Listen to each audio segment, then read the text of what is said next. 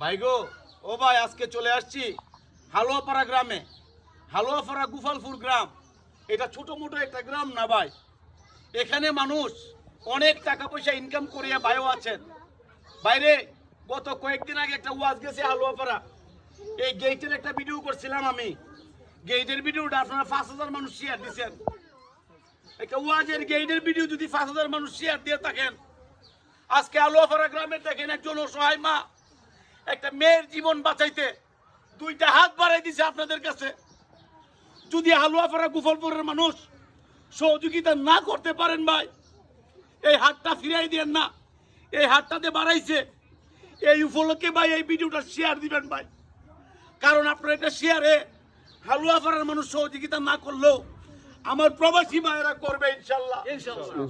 কারণ আমরা মানবিক কাজ চালাইতেছি আজকে অনেক দিন যাবত।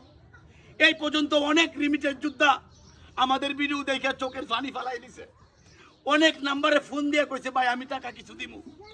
ওই ব্যক্তিকে আমি অনুসরণ করছি ভাই, আপনার পায়ে হাত ধরে বলি ভাই, যদি টাকা থাকে কিছু টাকা দিয়ে সহযোগিতা করুন, আর যদি টাকা না থাকে একটা শেয়ার করে সহযোগিতা করুন।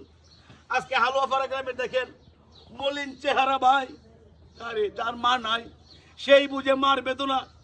আপনাদের মার বয়সী এই মহিলাটা দেখেন হাত পাচ্ছে ভাই, 2টা হাত। এই হাতটা যেন খালি না যায় ভাই। ভাই এই হাতটা বইরে টাকা দেওয়া লাগতো না ভাই, অল্প কিছু টাকা দিয়ে হইলো ওনার হাতটা আপনারা ফিরাই দেন না ভাই।